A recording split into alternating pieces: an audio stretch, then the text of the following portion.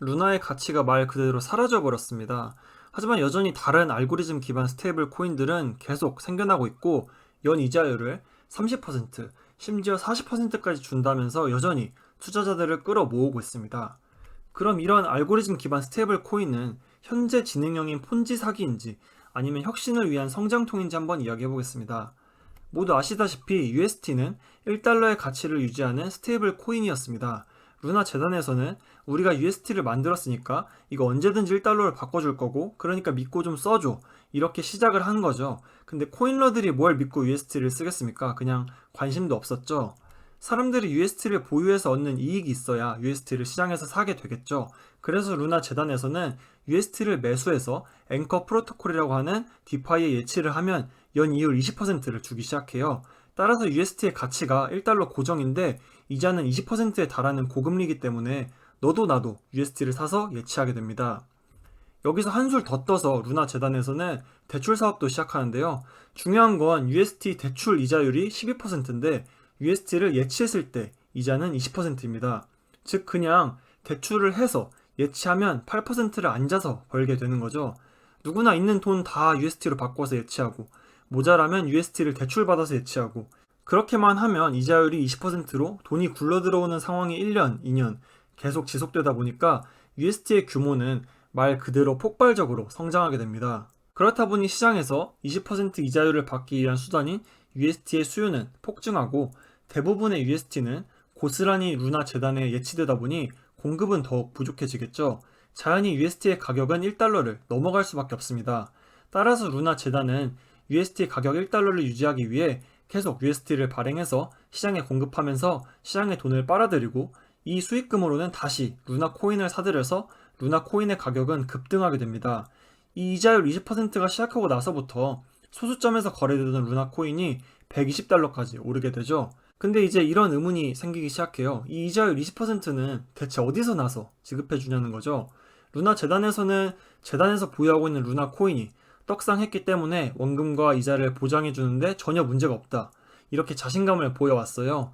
매일같이 루나 재단으로 돈이 흘러 들어오고 많은 투자도 받고 계속해서 성장하고 사람들은 이자 많이 받아서 좋고 그렇게 1년 넘게 모두가 행복한 상황이 지속되었습니다. 근데 이제 예치된 UST의 규모가 20조 원, 30조 원을 돌파하면서 몇몇 사람들 사이에선 점점 의문이 생기는 거죠.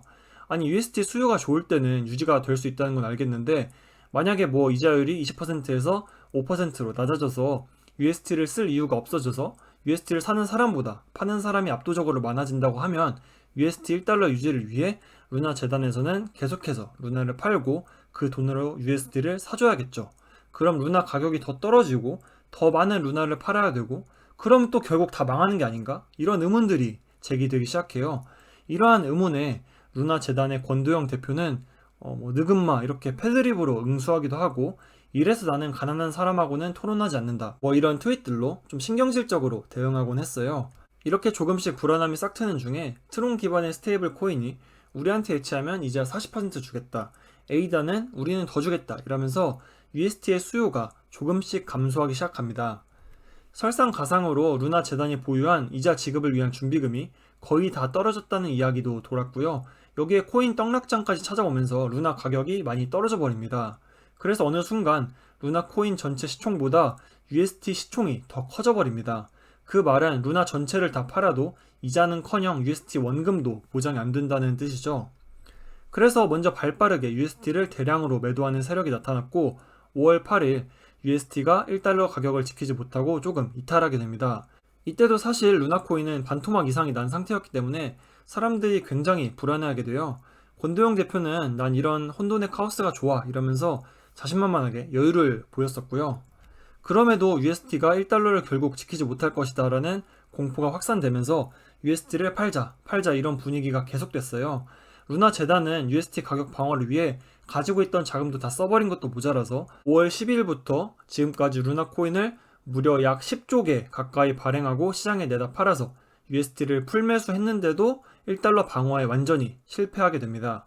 자연히 루나는 대폭락을 넘어서 소멸해버렸죠. 네, 이런 스토리를 보고 사람들의 입장이 갈리고 있습니다. 폰지 사기라고 보는 쪽에서는 코인은 제작자가 초월적인 권한을 가지고 있고 압도적인 지분을 보유하고 있기 때문에 루나 가격 상승의 가장 큰 수혜자는 제작자라는 겁니다. 근데 루나 가격이 어떻게 상승했냐? 20% 이자율을 준다고 하면서 들어온 돈으로 줘야 할 이자 메꾸고 신뢰를 쌓아서 더 많은 돈을 예치받는 방식으로 루나 가격이 올랐잖아요. 그렇기에 루나 생태계를 가장 잘 이해하고 있는 제작자가 언젠가 이 구조는 무너질 것이라는 것을 알고 있었는데도 폰지 사기를 기획한 것이다, 이렇게 보는 것이고요. 폰지 사기가 아니라는 입장은 이건 차라리 하나의 사고에 가깝다고 보는 겁니다.